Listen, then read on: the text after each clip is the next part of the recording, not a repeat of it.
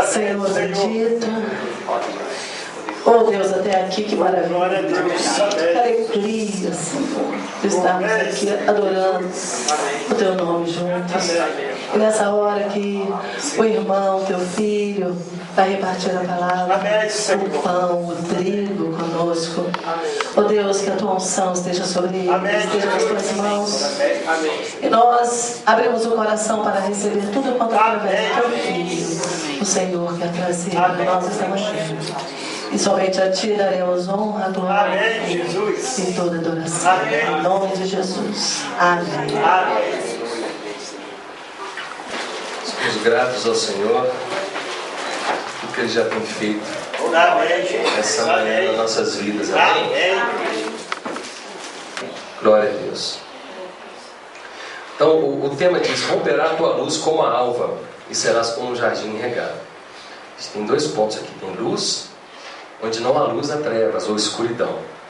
E um jardim regado, nós pensamos em um jardim muito lindo, muito bonito, e uma água corrente, uma água bem cristalina passando, irrigando aquele jardim. Ou pensamos também em um jardim maltratado, não cuidado.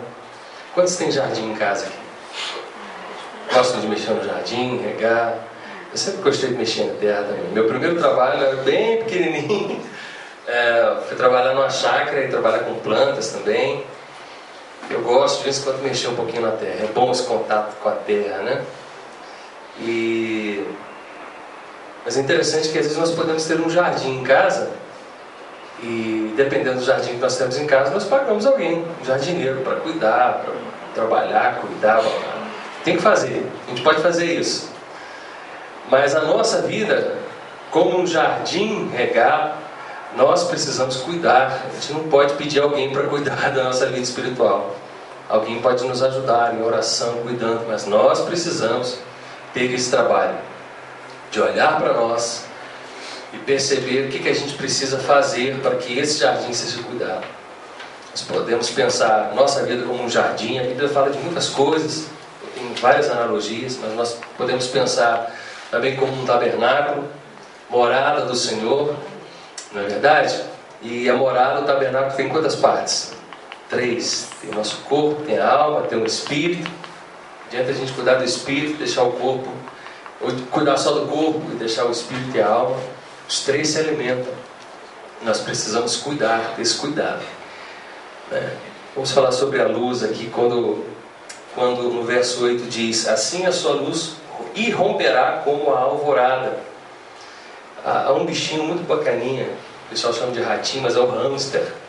Ele gosta da escuridão, ele tem hábitos noturnos, né? Então, ninguém aqui gosta de viver no escuro, né? Escuro é bom para dormir, né? É a única coisa. Mas no sentido natural, mas no sentido espiritual, estar em um lugar de trevas ou de escuridão nos traz pavor, medo, insegurança. A gente anda tateando, procurando as coisas. A gente não pode se arriscar em fazer muita coisa, porque a gente está num breu, a gente está num escuro. Então, quando nós viemos para o Senhor Jesus, Ele traz luz. Amém? Ele traz luz onde havia escuridão. A palavra dele é lâmpada para os nossos pés e luz para o nosso caminho. Salmo 119, 105. Então, a palavra dele traz luz para nós. Toda dúvida é dissipada, todo questionamento, tudo que a gente está assim com problemas na nossa vida, com dificuldades, com questionamentos, dúvidas, mágoas, rancores, tudo é questionado, porque nós temos a palavra do Senhor, porque nós temos Jesus. Jesus é o verbo vivo. Conhecer Jesus. Quer conhecer Jesus? Está aqui, ó. Jesus é o verbo vivo. Ele fechadinho pode ser até um livro, mas quando nós abrimos, é a palavra do Senhor. É Jesus se revelando a nós. Então, quando nós temos esse encontro com Jesus, ou com a palavra, Ele começa a revelar e trazer ao nosso espírito luz. E a gente pode caminhar. E Ele vai iluminando o nosso caminho. E a gente pode caminhar tranquilo. É bem melhor, não é? Não é verdade? E além de nós termos essa luz, que é Jesus sobre nós, Ele nos fala também que, além de sermos sal da terra, nós somos a luz do mundo. Diga, luz do mundo. Dá uma olhadinha pro seu irmão e fala: você é a luz do mundo. Precisa iluminar. 1 Pedro 2,9 diz: mas vós sois a geração eleita, sacerdócio real, nação santa, povo adquirido. É muita coisa, hein? Para que anuncieis. Não é só isso. Para que você anuncie. Ide. Para que anuncieis as virtudes daquele que vos chamou das trevas para a sua maravilhosa luz.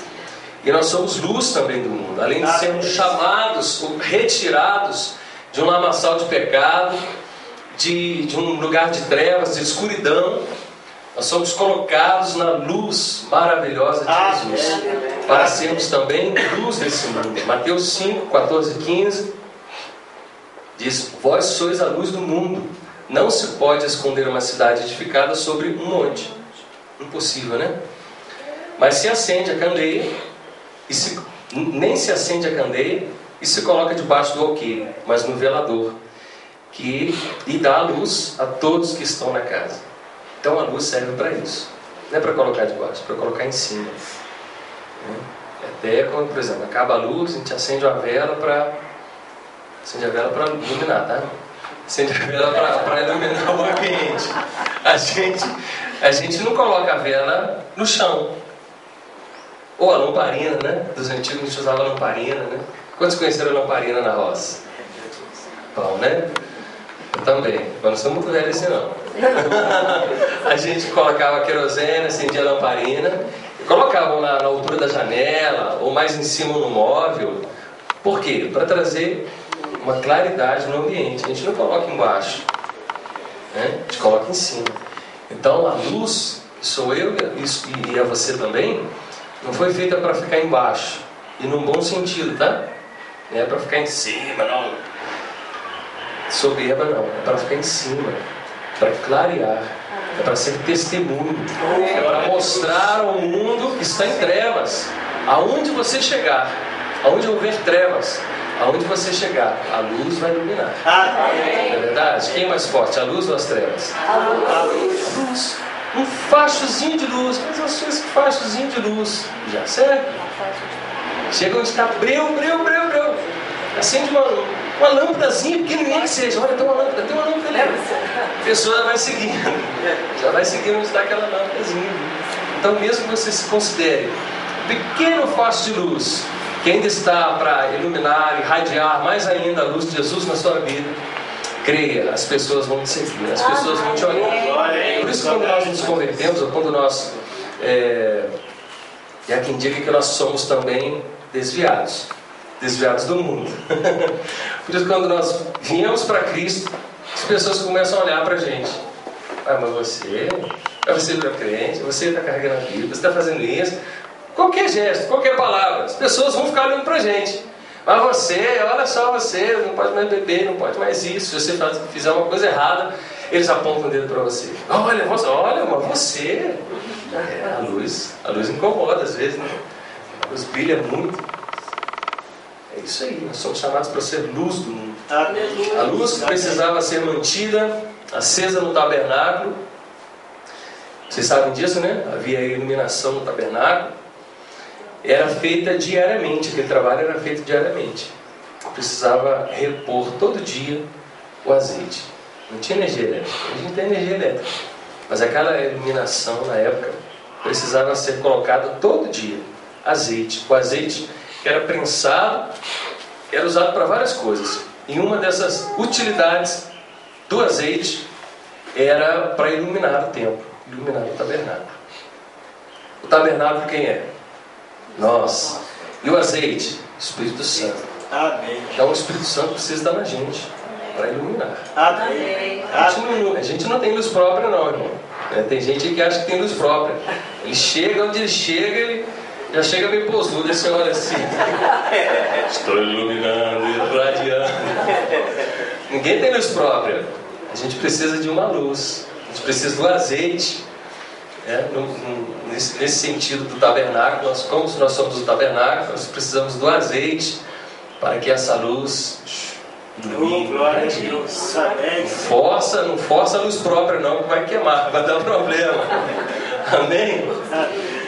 E era feito diariamente, é todo dia. Todo dia tinha que repor. Então todo dia a gente tem que pedir a Deus para que venha renovar a nossa vida. Glória a Deus. Amém? Nós lembramos das 10 virgens, né? As 5 prudentes e 5 nécias. E o noivo, ele veio levar, ou ele veio trazer, ou alguém veio anunciar, um amigo do noivo veio anunciar: olha, o noivo está vindo aí. E o noivo foi levar as noivas que tinham azeite na lamparina. E estava de noite. Então aquelas 5 nécias diziam: dá um pouco do seu azeite. Fala, tem que ir lá comprar, não tem como. O azeite que é para você, é para você. Então aquilo que Deus tem para você, guarda, retém, segura. E não reter no bom sentido, mas reter, compartilhar. Mas segura aquilo que Deus tem te dado. Porque o diabo, ele quer roubar. É como as sementes. Nesse sentido, é como são as sementes do semeador, que caem em cada terra. Uma terra que tem espinho, uma terra que tem pedra, uma terra boa. E fala na parábola que a ave do céu veio, pegou, os problemas sufocaram. Então, o diabo, ele quer roubar a palavra que é colocada, que é implantada no nosso coração. Aquilo que nós recebemos de Deus. O diabo, ele quer arrancar, ele quer tirar. Então a gente precisa segurar. Em Apocalipse nós vemos várias passagens que diz aquele que vencer. Então é aquele que vencer. O reino de Deus é tomado à força e só se apoderam dele os que se esforçam. Então a gente precisa se esforçar todo dia e reter e segurar a nossa salvação.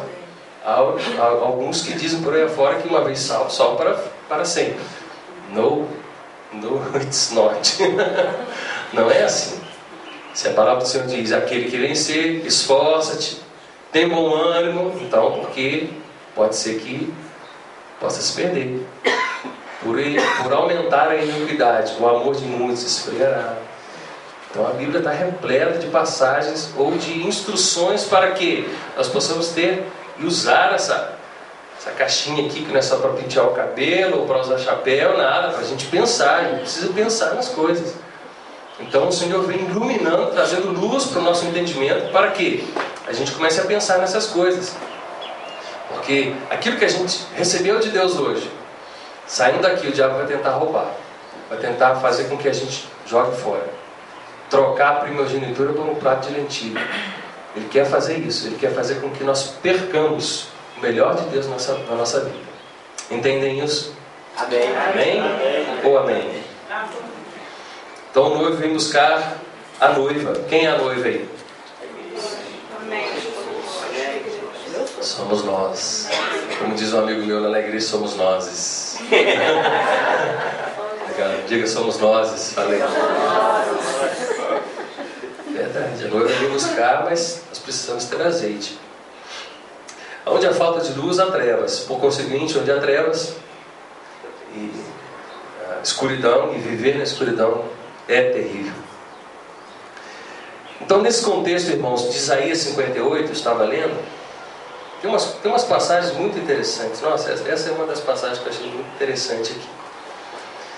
E uma pergunta que eu fiz: seria possível servir a Deus? Servir a Deus e andar em trevas? Não precisa de interrogação assim. Nossa, pergunta difícil, irmão. Faz uma pergunta mais fácil. Seria possível a gente servir a Deus e andar em trevas? Ou andar fora da presença de Deus e fazendo as coisas de Deus? Estou dando umas dicas, né? Então, é o que estava acontecendo aí. No verso 1 desse capítulo, Isaías 58, olha o que diz lá: grite alto.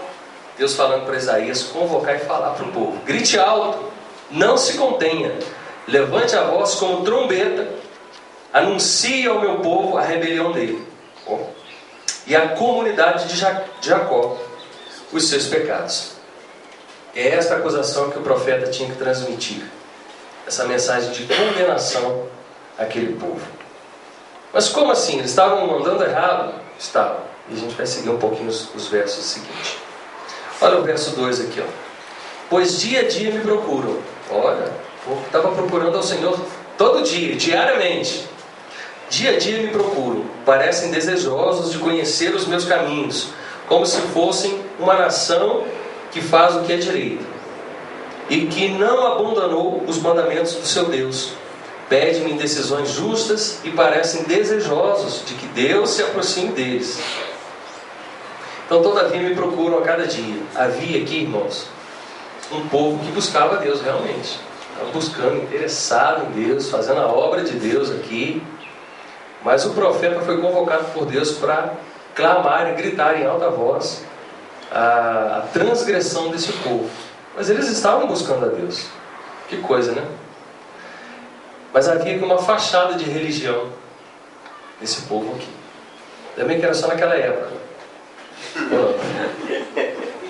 Havia uma fachada de religião, mas o seu coração, ou o coração daquele povo, andava longe de Deus.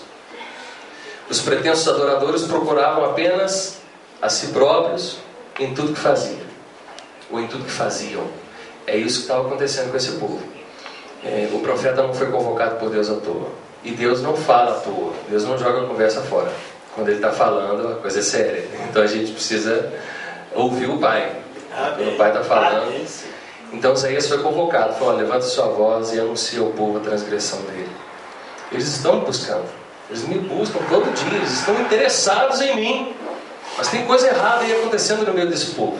Então havia essa fachada de religiosidade. Então hoje em dia os pastores estão chamando muito a questão da nossa atenção, através da palavra do Senhor, em relação à religiosidade. Deus, Ele não está vendo essas coisas. O homem vê. Por exemplo, eu estou envolvido com louvor, com música.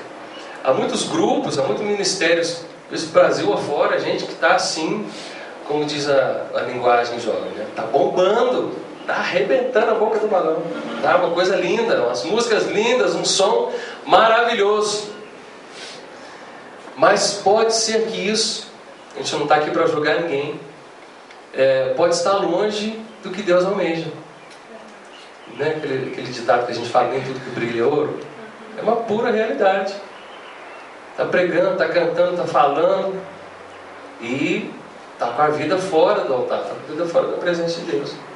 Então pode ser que muitos ministérios possam estar vivendo esse momento.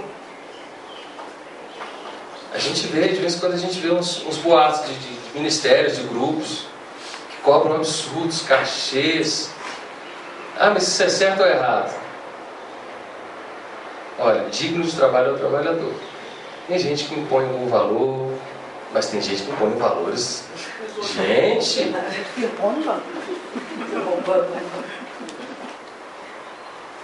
E fala: olha, o Senhor está abençoando. Eu vivi um tempo lá em Porto Alegre e eles comentaram de um cantor do Rio de Janeiro, e na época ele mora para aquela região lá do sul. E gosto muito desse cantor, do ministério do trabalho dele. E ele na época estava começando, ele ia lá sempre e tal. E depois ele entrou numa gravadora, está aí, Deus está abençoando, não vou dizer que não está, enfim. Mas aí depois chamaram esse cantor para ele, ele cobrou um valor. Na época era um pouquinho mais alto, aí o pessoal disse: poxa, irmão, não dá, tal. É porque Deus está abençoando. Falou também, meu irmão. Cara, abençoando, irmão. Tem gente que vive pela fé. Não, a gente vive pela fé. E, irmão, vem cantar na minha igreja aqui, pregar. Qual o tamanho da sua igreja? Começa com essas perguntas. Qual o tamanho da sua igreja? Tem quantos membros? Como é que é o culto? Que dia? Vai rondando, sondando tudo. Tá? Pois é, irmão, eu vou ver na minha agenda, depois te falo. Já vasculhou tudo para saber se vai dar para ele. Não, fiquei furado, não vai não. Então tem gente que é assim. Aqui na cidade, uma época atrás aqui, eu estava com um grupo tentando montar um trabalho assim, fora da igreja, mas não rendeu, não deu certo. E a gente estava usando um espaço, um estúdio, e o dono desse estúdio, ele tinha uma banda, ele tinha um grupo na época, ele comandava, pagava todo mundo. O rapaz tem bastante dinheiro. E no dia do ensaio ele chegou lá, ele assim, ficou lá. Eu achei estranho, né? E ele estava com outros projetos lá no coração dele. E ele veio assim dizendo: olha, vocês não toquem em qualquer lugar não. Toca não. Toca assim, desculpa o termo, em qualquer buraco, em qualquer congregaçãozinha, não. Senão vocês vão se queimar. Vocês têm que tocar, ó, só igreja grande, assim. Eu fiquei olhando para ele. Tá, o que eu vou falar com você, hein, seu cabra? Então tem gente que tem esse pensamento, pensa que é fora de Friburgo. Aqui em Friburgo tem muita gente que pensa assim. Só um aspas aqui, Miqueias 3:11. Seus líderes julgam sob suborno, seus sacerdotes ensinam visando lucro, e seus profetas adivinham em troca de prata. E ainda se apoiam no Senhor dizendo: o Senhor está no meio de nós, nenhuma desgraça nos acontecerá. Então essa coisa aí de cobrar é antiga. O pessoal abre o olhão assim, ó. Tem muita gente lá, então tem respaldo bíblico, é verdade. Então, gente, tem muita coisa aí que está brilhando, está muito bonito, mas sei não. Jesus deve estar longe. Se aconteceu com esse povo aqui, o povo estava buscando eles. E a gente vai ver no verso 3 agora, porque eles, por que jejuamos, diziam ele, né? E não o vistes? Por que nos humilhamos e não reparastes? Contudo, no dia do seu jejum, vocês fazem o que é do agrado de vocês e exploram seus empregados. Aqui está dizendo o que acontecia no dia que eles separaram aquele dia para se consagrar, para jejuar. Então, é um povo que buscava Deus, orava, estava jejuando, mas no dia de jejum, nossa, acontecia aqui até briga, saía no braço mesmo. Você imagina? O cara de jejum dava um soco meio fraco, não estava com fome, saía no tapa. Então é isso que estava acontecendo com esse povo aqui, nesse contexto. Por isso que nós vamos ler até o finalzinho, por que Jesus estava falando, ou Deus estava falando isso com eles através do profeta. Também que era só naquela época, né? Eles serviam, mas também é aquele ditado, né? Eu sou crente, mas eu sou homem. Mulher também, eu sou crente, mas eu sou mulher. Então eles não deixavam a natureza humana morrer, não. A natureza humana vinha junto. Eles serviam a Deus, mas carregavam no alforje ali a natureza humana. Se bobear, eles pediam 5 minutos a Deus e partiam no braço. É isso que estava acontecendo. É o coração em toda a sua realidade que aqui se revela. Julgavam ir merecer a aprovação de Deus meramente em virtude dos seus jejuns. Então, eles estavam fazendo a obra de Deus, mas aqui eles estavam cobrando. No verso 3 eles estavam cobrando. E aqui nesse contexto todo do capítulo 58 fala sobre o jejum e a guarda do sábado. Não vamos entrar nesse quesito, mas eles estavam cobrando a Deus. Olha, a gente está jejuando e o Senhor não nos ouve. Como é que é? Você não vai levantar do trono e ouvir a nossa oração, nosso jejum, nosso clamor? Eles vão sem braço. Então estava sendo revelado naquele povo como eles estavam servindo a Deus. Irmãos, e pensar que nós merecemos alguma coisa de Deus porque nós estamos fazendo alguma coisa ou trabalhando para Ele na obra, é um descuido nosso pensar que a gente vai receber, ou pensar que, claro, a gente vai receber. Se a gente faz para Deus, a gente está honrando a Ele, né, honrando com oferta, honrando com dízimo, com a nossa vida, a gente vai gerar frutos isso aí. Mas fazer e cobrar a Deus, como alguns dizem, não, você tem que colocar Deus na parede, faz a prova de Deus e faz isso, nós ordenamos e... não é assim não. Ele que é Senhor, não é a gente que é Senhor. Nós somos servos. Nós somos servos. A gente sabe que a gente vai receber de Deus. Não adianta, não precisa a gente forçar frutos. Nós somos comparados como árvores também. No tempo certo vai ter frutos. No tempo certo as coisas vão acontecer. Não adianta a gente forçar coisas que não estão no tempo de Deus. O tempo de Deus é outro. É diferente do nosso. Agora, pensar que a gente vai trabalhar para Deus, ou fazer alguma coisa para Deus, e sempre esperar Deus, é hoje. Colocar para Deus dia, colocar para Deus hora, colocar para Deus data. Então, é meio arriscado, né? Então, Deus não precisa de empregados. Deus não está precisando de empregados. Deus não procura empregados. Deus não procura adoração. Deus procura adoradores. É diferente. Não tem empregado. Não precisa de empregado não, gente. Não, a gente precisa de empregado aqui porque o céu está Está precisando, a gente está abrindo vagas aqui. Não, nada disso, para.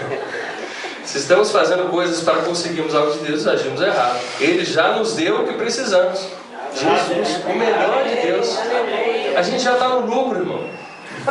Já estamos no lucro. Deus já deu o que Ele tinha de melhor. Jesus, o seu Filho, para nos salvar. Ele veio, fez a obra que tinha que fazer, morreu no Calvário e nos resgatou. Somos dele. Já estamos no lucro. Vai levantar a voz, Deus, mas eu quero, eu exijo. Vai dar ruim. Não tenta fazer isso não, é complicado. O que a gente ganhar a mais do que isso, o que a gente receber de Deus, glória a Deus. Amém? Amém. Aleluia. Fazer obras para alcançar a salvação. Alguns pensam assim, né? Não, nós vamos fazer as coisas aqui porque nós vamos alcançar a salvação. Ou pensar que, olha, Jesus, eu estou meio atrasado, eu estou sem jejuar, sem orar, sem dizimar.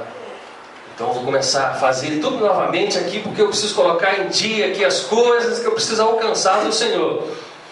Então isso é só mandamento. Isso é básico para todo mundo. Fazer o que a gente precisa fazer, a palavra do Senhor diz que isso aqui é o básico. Não tem nada de muita responsabilidade não.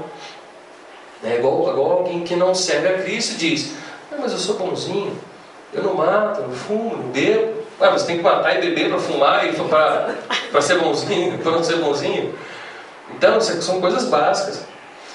Efésios 2, do 8 ao 10 diz que Deus nos salvou para praticar boas obras, as quais Ele preparou. Então a gente não faz a obra de Deus para alcançar algo de Deus. Nós fazemos a obra do Senhor porque Ele nos salvou, nos resgatou e preparou-nos para isso, para fazer boas obras. Amém? Tiago 2, do 14 ao 18 diz, fala sobre a fé e fala sobre as obras. Fé sem obras é morta, e obras sem fé também. Então não adianta a gente ter fé e não ter obras. E não adianta a gente também fazer muitas obras e não tem fé. Tem gente que faz muitas obras aí fora, mas vai ver a fé em quem tem. Então está errado também. Amém? Entendem? Por que você serve a Deus? Ou para que eu sirvo a Deus? Outra pergunta: por que você faz a obra de Deus? Por que nós jejuamos? Por que nós oramos? Por que nós temos compromissos aqui na igreja? Para quê? Para receber do Senhor? Gálatas 1,10 diz assim: acaso busco eu a aprovação dos homens ou a de Deus? Ou estou tentando agradar a homens? Se eu ainda estivesse procurando agradar a homens, não seria servo de Cristo. Aquilo que a gente está fazendo aqui, a gente está procurando ter um retorno ou ter uma aprovação de homens ou a aprovação de Deus. Tem muita coisa que a gente faz, que a gente procura no nosso íntimo ter uma aprovação de um homem, de um ser humano, ou do nosso líder. E a bem da verdade, a gente sempre faz algumas coisinhas pensando nisso, não é verdade? Poxa, o pastor não está vendo aqui, podia chegar e falar: meu irmão, olha que bacana, arrumação e tal. E a gente fica bem, né? Tem gente que recebe isso de outra forma. Deus, só porque elogiou, ele acha que está assim no pastor, né? Nossa! Então tem gente que a gente tem que ter cuidado para elogiar. Se a gente elogiar muito, nossa, estraga.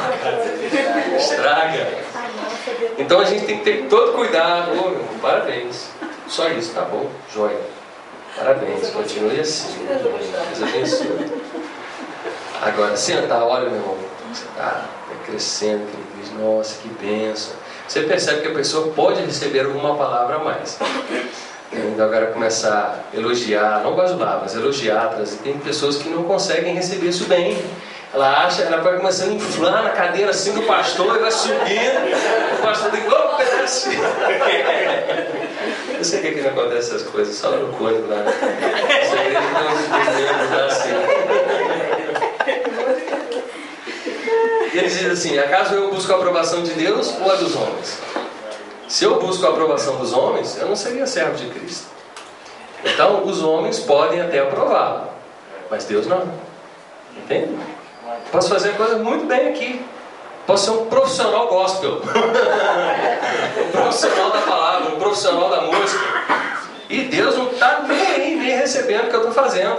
Eu estou fazendo a obra de Deus, mas Deus não está aprovando.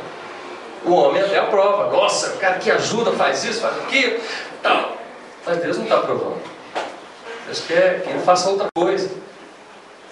Então está tudo no coração do homem. Tudo no coração do homem. Nós falamos sobre oferta. Oferta e dízimo fala de nós. A oferta de Abel e Caim. Não fala do tipo de oferta somente ali. Também da oferta. Da viúva. Não era só da oferta. Mas Jesus disse, perto do gasofilácio, essa viúva deu tudo. Tudo que ela tinha. Era, se for trazer para a moeda de hoje, alguns reais, centavos, enfim, não lembro. Mas era pouquíssimo. Mas era tudo. Então a oferta e o dízimo não é a quantidade de oferta, mas a oferta, o tipo de oferta que é dado, fala de nós. Amém? Quando nós honramos a Deus, Malaquias fala, quando nós honramos a Deus, ele fala, e Deus vai falando assim com aquele povo, tenta levar esse novilho aí, todo maltrapilho, aleijado, que estão trazendo no altar para oferecer, tenta levar ele para os seus governadores, o que eles vão falar, se eles vão receber. Então era o tipo de oferta também, mas aquele tipo de oferta estava falando deles, a vida deles era a oferta, e não somente a oferta. Porque quando eu tenho noção e eu tenho percepção, o Espírito Santo fala comigo sobre o que eu devo levar, eu não vou levar de qualquer maneira. Não é bem isso. Agora, se eu levo de qualquer maneira, é porque minha vida está de qualquer maneira mesmo. Então a oferta e o dízimo fala de mim, fala de você. Amém? Amém. Vamos continuar aqui, não vou me prolongar muito. Só tenho 5 coisas aqui para falar com você. Cadê? Fazer a obra de Deus não significa que estamos sendo aprovados por Ele. Eu posso estar enganado com tudo que estou fazendo. 1 Coríntios 15, 58 diz assim: portanto, meus amados irmãos, sede firmes e constantes, sempre abundantes na obra do Senhor, sabendo que o vosso trabalho não é vão no Senhor. Não é vão no Senhor. É importante a gente observar, quando a gente lê a Bíblia, a indicação ou a direção que nós temos dos nossos líderes é o seguinte: se você vai ler um versículo, citologia, tá? Leia o que está antes, leia o que está depois, leia todo o contexto, para você não pensar coisa que é da tua cabeça. Então, você vai ler um versículo, volta, gasta um tempinho, lê o que está antes, lê o que está depois. Você vai ler uma passagem, observe quem são as pessoas que estão inseridas nesse contexto, de que Deus está falando. Pode ser você. Então observe os personagens, observe os verbos, observe bem isso aí, os personagens, os verbos, que você pode estar falando de você. Você pode estar dentro ou inserido naquela história ali, Deus falar com você. Comece a ler a Bíblia dessa forma, que é bem interessante. Amém? Amém. O vosso trabalho no Senhor não é vão. A obra no Senhor, ou na direção de Deus, ela gera frutos, sem sombra de dúvidas. Mas fora da direção, ela gera gastos, gera enfado, tempo perdido, consequências que não vão trazer benefícios. Então a obra no Senhor não é vão, mas a obra do Senhor pode ser em vão. Eu posso estar fazendo uma coisa que Deus não está aprovando. Pastor Eibe Uber, quantos já ouviram falar do pastor Eibe? Ele, pastor que trabalha com células, muito conhecido no Brasil, conta uma história muito interessante sobre essa questão de fazer a obra de Deus. Ele fala que faz uma história, né? Como se uma pessoa chegasse e passasse aí 15 anos da sua vida fazendo um bolo para Deus. E ele chegasse com aquele bolo de chocolate para Deus, bonito, gostoso, e ele apresentasse para Deus: Deus, está aqui o bolo de chocolate, ó. Demorei 15 anos fazendo, trabalhando, dei duro, ficou muito bonito, ficou gostoso e tal. E Deus olhar para ele e falar assim: mas não era bolo de chocolate que eu queria, era um bolo de baunilha, você não entendeu. Você imagina, 15 anos jogado fora. Mas isso pode acontecer? Pode acontecer. Fazer você querer, você cismar em fazer uma coisa que Deus não te chamou para fazer. Então por isso que é importante. A gente não pode pensar num coletivo Ou Jesus não olha somente para um coletivo, um grupo de pessoas, Ele olha você. Se a igreja poderia ter aqui 50 mil pessoas, a Lagoinha já deve ter mais do que isso, mas Deus olha individualmente. Amém. O pastor não consegue cuidar de 200, 300 pessoas às vezes. Você imagina, se ele tiver uma congregação de 400 pessoas e ter que todo dia visitar um por dia, vai faltar gente, não vai dar. Ele tem muita coisa para fazer, mas Jesus está lá do teu lado todo dia, e Ele olha você individualmente. Amém? Então eu posso estar tentando, cismando de fazer alguma coisa que Jesus não está aprovando, ou Ele não está com a mão em cima. O grande problema, e às vezes nós temos isso em mente, é de querer fazer uma coisa e chamar Jesus para abençoar. Jesus, vem cá, põe a mão, abençoa, porque eu estou fazendo isso aqui. Não, eu não te chamei para fazer isso. Estou te chamando para fazer outra coisa. Não, mas Jesus, isso aqui vai dar certo, é muito bom. Não, eu não boto a mão não.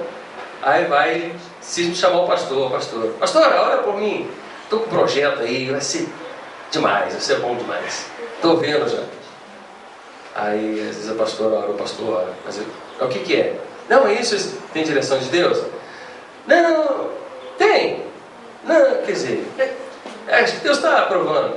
Está cheio de dúvida, já quer fazer uma coisa que Ele sabe que vai dar errado já. Entendem isso, irmão? Pode acontecer isso, da gente fazer a obra de Deus e andar errado na presença dEle? Entende? Lembra a pergunta do conhecimento?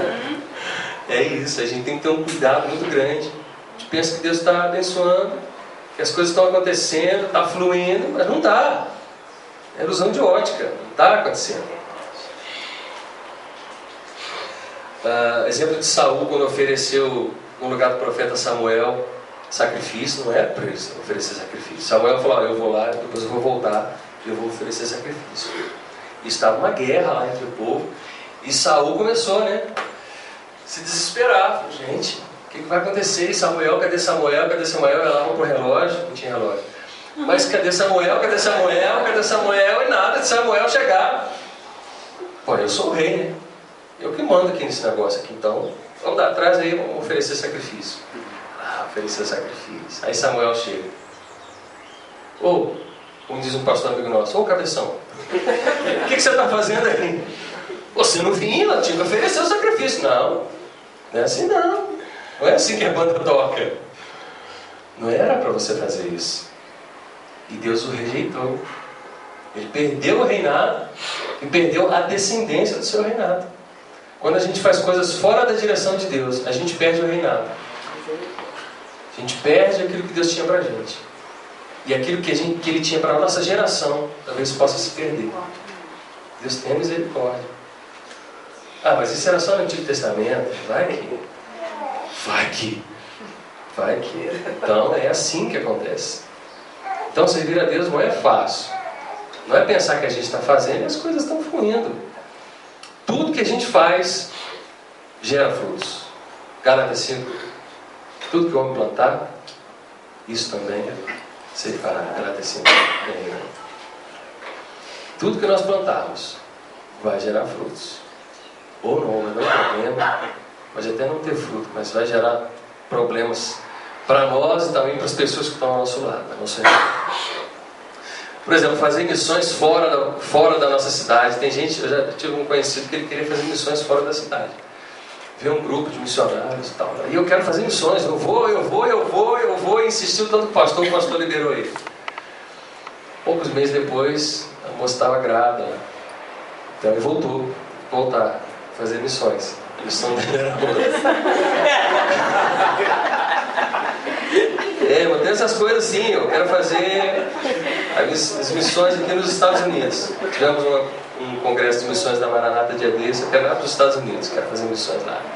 Você imagina fazer missões lá, falar inglês. Agora, se Deus falar assim, eu quero que você vá lá para o Afeganistão, lá para a Síria. Jesus, o senhor sabe da minha condição, tem condição para isso. Para os Estados Unidos você tem, Sem falar inglês, você quer ir para lá. Muito bem. Eu posso estar fazendo a obra do Senhor também de forma errada. Eles estavam fazendo isso. Se a gente começar a ler aqui, eles estavam fazendo isso aqui. Buscando a Deus, mas de uma forma errada. Olha o que diz Mateus 5, 23 e 24. Portanto, se você estiver oferecendo no altar a sua oferta a Deus e lembrar que o seu irmão tem alguma queixa contra ti, deixe a sua oferta ali, na frente do altar, e vá logo fazer as pazes com seu irmão. Vá logo. Depois volte e ofereça a sua oferta a Deus. Então tem muita gente que faz isso, né? Lá do cônego, lá para cima, tem uma gente que faz isso. Vem, traz a oferta para Jesus, lindação, glória a Deus, aleluia. Bota a oferta no altar lá. E Jesus está olhando. E ele está de rixa com o irmão. Não fala, não conversa. Desprezou o irmão, família. Aquele que despreza a família é pior do que o incrédulo. Negou a fé. Pode ser a tua família de sangue, pode ser a tua família espiritual. Ah, mas foi ele que errou contra ele. Não importa. Se você errou ou ele errou, qual é a regra? Se consertar. Mas é igual aos antigos, né? Conheci um pastor lá no sul que tem até uma propaganda, um dia propaganda, lembrei desse pastor. Que um rapaz, eu vi bem rápido, mas um rapaz estava na mesa assim, e ele lembrando quando ele era criança, ele entrava debaixo da mesa, fazia bagunça na hora do almoço, aí quando ele desperta assim, os filhos dele, um casal de filhos brincando, alguma coisa assim, ele fala, não, papai, quero saber o que começou, quero um abraço de perdão. Já viu essa propaganda? Está passando. É assim mesmo. O pai está falando, não quero nem saber, quero um abraço de perdão. Então antes de sentar na mesa para almoçar, quero um abraço de perdão. Então é isso que Jesus está falando. Eu não quero tua oferta. Tua oferta está falando de você. E você está com o coração magoado. Quero um abraço de perdão. Amém. Vai lá se acertar. Não, mas foi ele. Não interessa. Vai lá se acertar. Ah, mas eu vou me humilhar. É isso mesmo. Aí a gente canta. Eu me humilharei. Ah, só diante do Senhor que a gente precisa se humilhar. E diante dos irmãos, não. Diante dos irmãos você tem que estar grandão. O que a palavra do Senhor diz? Cada um considere o outro superior a você. Então vai se humilhar. Vai pedir perdão. E às vezes pedir perdão por uma coisa que a gente tem razão é complicado, né? Não é verdade? Os fariseus eram assim. Os fariseus tinham razão em tudo, porque eles tinham a lei, os escribas. E eles lá contestando com Deus em muitas situações. E Jesus sempre tinha uma palavra para eles. Eles queriam pegar Jesus em tudo. Jesus sempre estava lá. Os fariseus tinham razão, mas Jesus tinha o perdão. Aquela mulher foi pega no ato de adultério, correndo, desesperada, e os homens em cima, ó. Toma! E vai, corre. Quando ela chegou assim, Jesus estava lá. No chão, escrevendo, pacientemente. A mulher fora, agora eu morro. Jesus, me socorre. E aquela turma chega. Aquela turma de homens chegando com pedra na mão. Você imagina a cena. Pinta isso na mente. A gente tem que ler a Bíblia e pintar isso na mente. Se a gente vai contar uma piada, o cara já está rindo antes de terminar, porque ele já está pintando a piada na cabeça. Então pinta a Bíblia na mente. Você imagina a cena daqueles homens. Agora, ó Jesus, essa mulher foi pega no ato de adultério. E a lei manda apedrejar, ela vai morrer. Jesus lá. O que Jesus diz? Eu sei, a lei diz, mas quem não tem pecado aí pode tirar a primeira pedra. Ele se olha assim, joga a pedra e dá, vai embora. Todo mundo vai embora. E passado um tempinho, Jesus olha. Onde estão aqueles que te condenam aí? Vai embora, Jesus. Nem eu te condeno. Vai, não peques mais. É isso que Jesus faz. Os fariseus tinham razão, a lei mandava apedrejar, mas Jesus tinha um perdão. Com o que a gente quer ficar? Com a razão? E ele que errou. Vai ela! A gente quer ficar com a razão ou ficar com o perdão? Perdão é bem melhor. Perdão é bem melhor. Quem não perdoa, quem diga que a falta de perdão ou a mágoa é um copo de veneno que você faz para você mesmo tomar. Você fica se remoendo. Você se depara com aquela pessoa. Aqui, eu vou embora mais cedo. Por quê? Não, passando mal. Tá mesmo. Tá Então a gente precisa botar isso para fora, chegar para a pessoa. Difícil, a gente chega a ficar tremendo, suando frio. Fulano, naquele dia. Não fala naquele dia, nem lembra a história. Não pinta a história de novo, não. Mano, quero me acertar com você. Porque nós sabemos, se a gente trouxer de novo uma oferta no altar, falta de perdão, o diabo vai começar a acusar. Você está errado, está fulano. Aí a gente para de trazer oferta. A gente para de cantar, para de louvar, para de adorar. A nossa vida espiritual para. Por quê? Há uma condenação do próprio Satanás sobre nossas vidas. Mas Romanos 8 diz que nenhuma condenação há para os que estão em Cristo Jesus. Amém? Então que essa condenação talvez que há sobre nós, o diabo é que veio para condenar, já foi anulado, já foi rasgado. Pede perdão. Se purifica no sangue do Cordeiro. Amém? O verso 6 e 7, irmãos, diz assim: o jejum que desejo não é este. Já estou terminando. Não é este. Soltar as correntes da injustiça, desatar as cordas do jugo, pôr em liberdade os oprimidos e romper todo jugo. Não é partilhar sua comida com o faminto, abrigar o pobre desamparado, vestir o nu que você encontrou e não recusar ajuda ao próximo? Não é esse tipo de jejum que eu quero para vocês? Não é no dia que vocês jejuam, vocês ficam oprimindo os seus empregados, vocês ficam brigando uns com os outros. Não é esse tipo de sacrifício que eu quero. Vocês ficam esmurrando um ao outro, apontando o dedo. No centro condicional eles ficam apontando o dedo um para o outro. E sai no tapa, sai no soco. É isso que eu quero de vocês? Não é isso que eu quero de vocês. Eu sei que vocês estão interessados em me procurar. E é bom isso. Vocês me procurem porque eu estou revelando através do meu profeta Isaías o que vocês estão fazendo. Vocês precisam se acertar.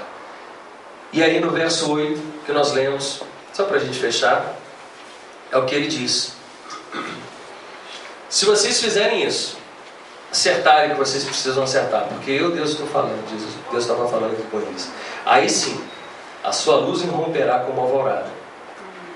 Aí sim, a luz vai iluminar a vida de vocês.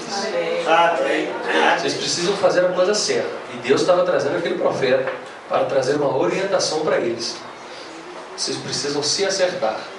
Então faz a coisa certa. Jejua da forma certa. Me busque da forma certa.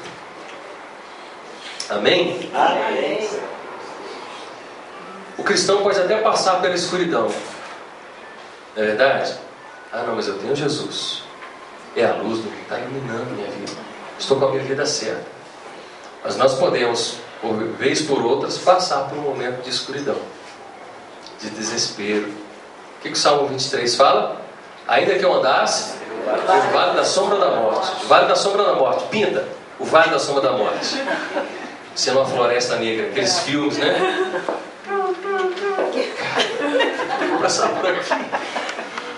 Ainda que eu passe pelo vale da sombra da morte, não temerei mal algum. Quem tem medo de escuro aí? Né? Quer andar com o abajuzinho ligado para ser libertado.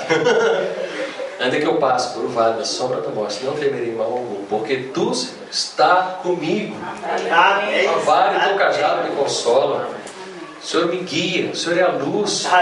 Amém? Amém. Glória a Deus. Me proteges e me diriges. E quando fala no verso 11 sobre os lugares, ou um jardim bem regado, nós podemos pensar, quando não é um jardim, quando não se tem plantação, é o que? Um deserto. Deserto é um lugar onde, não vou dizer que não há vida, mas há escassez de vida, muita escassez de vida. Você pode encontrar, nunca fui num deserto, mas a gente olha nos desenhos de filmes, há cactos. O cacto sobrevive no deserto, né? E o calango, esses bichos aí, esses bichos do deserto, planta do deserto. Mas é pouquíssimo.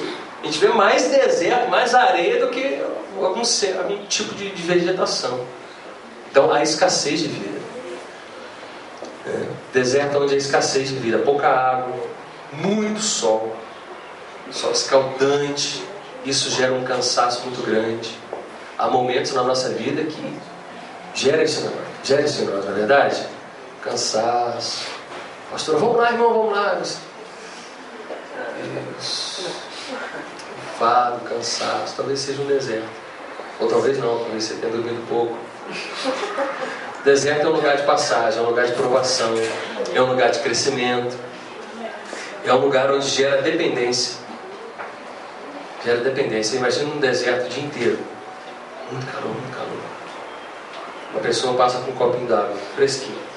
Eu te dou essa blusa que eu comprei nos Estados Unidos. Eu te dou essa blusa por esse copo. Você precisa, você necessita daquilo que você está dependendo. Que gera uma dependência muito grande. Aí o diabo vem para querer suprir essas necessidades que há no seu coração, que há na sua alma. Mas Jesus tem a coisa certa. Jesus ele vem trazendo a água da vida. Amém, Senhor. Ele é a água da vida. Amém. Amém? Quando Jesus fala assim, vocês são sal na terra. O que sal serve? Salgar. Mas quando ele salga, provoca o quê? É por isso que você é sal da terra. Você precisa provocar sede. E quando você provocar sede, o que você vai oferecer? Água. Não é refrigerante não, é água. É límpida. Quem é a água? Jesus é a água da vida. Aleluia. Então você precisa salgar. Mas você precisa saber que se gerar sede, você tem que dar água. Não vai falar, não fala no tal dia do culto na igreja lá. Fala de Jesus. Tem que falar de Jesus. Amém. Amém? Amém. Jesus ele foi levado num deserto. Por quem? Pelo diabo? O Espírito de Deus levou ele lá no deserto. Quem ele fez isso? Fez. Depois de 40 dias de jejum, o Espírito o levou no deserto. Para quê? Para passear, dar uma volta lá, ver como é que está, sentir o calor, não? Para ser tentado pelo diabo. E ele foi tentado, mas ele venceu pela palavra. Se Jesus foi levado num deserto, você acha que você não vai? Se enganou, hein? Diga para o seu irmão. Você está enganado, irmão. Você vai passar por vários desertos.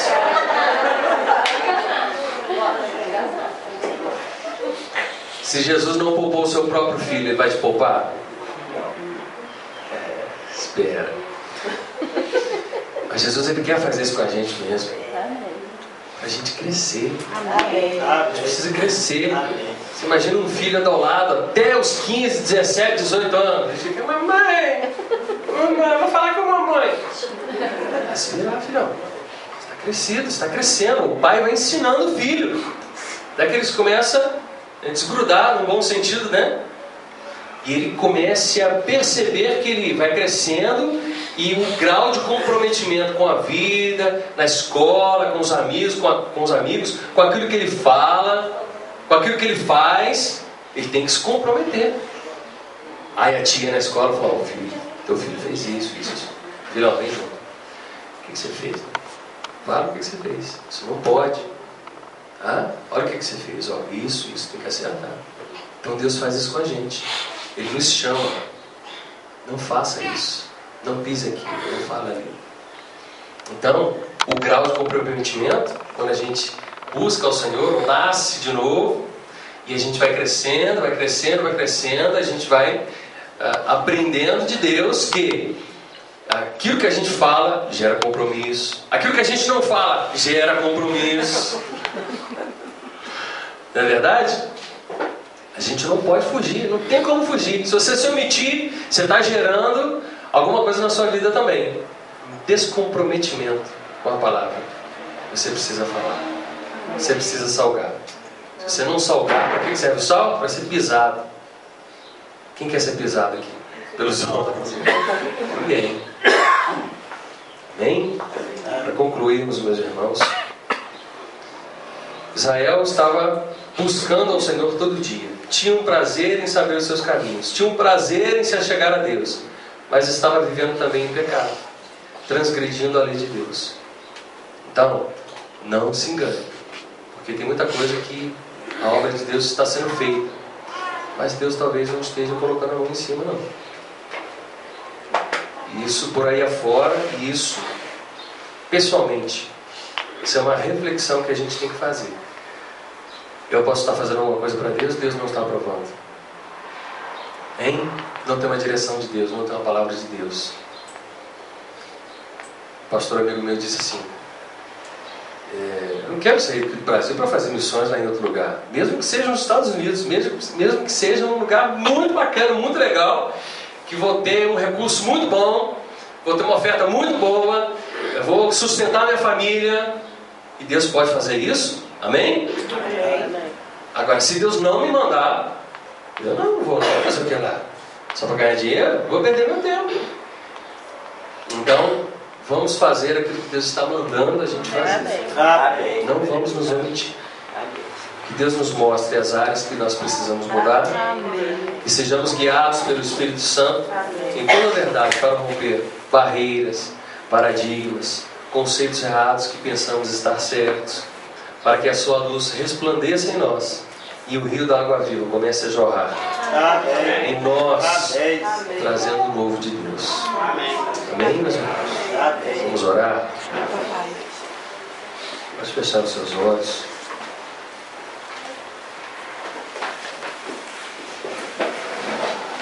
Se vocês fizerem o que eu vos mando, eu vos chamo de amigo. Aí sim a luz irromperá como alvorada, e prontamente surgirá também a cura, e a sua retidão irá diante de vocês. E o Senhor o guiará constantemente e satisfará os seus desejos numa terra ressequida pelo sol. Deus, nós colocamos a nossa vida diante do Senhor nesta manhã. Entendemos o que aconteceu com aquele povo, pode acontecer conosco. E nós te pedimos perdão, Senhor, por talvez estar fazendo a tua obra de uma maneira errada. Esse simples fato da gente estar aqui louvando, agradecendo, louvando, cantando, fazendo a tua obra, orando, participando de campanhas, jejuando e trazendo uma simples oferta no altar, com o nosso coração em rixa com o nosso irmão. Deus não aprova isso. Nós entendemos isso. Que o Senhor venha falar conosco a cada manhã, a cada dia. Eu sei que tem coisas que nós precisamos tomar decisões e que a gente, o nosso espírito está falando que aquilo não é coisa nossa, a gente tem razão, mas nós não queremos ter razão. Nós queremos que o perdão do Senhor venha sobre nós. Amém. Gere cura, Senhor, no nosso meio. Gere cura. Nos faça com que venhamos a acertar a nossa vida com o Senhor, como esse povo precisava. O Senhor tem falado nessa manhã. Gere, Senhor, perdão. Que os rios do Senhor venham fluir na nossa vida, venham fluir nesse lugar, nessa casa, nesse ministério. Que o Senhor venha resplandecer a tua luz sobre nós, a dissipar, Senhor, todas as trevas. Em nome de Jesus. Amém.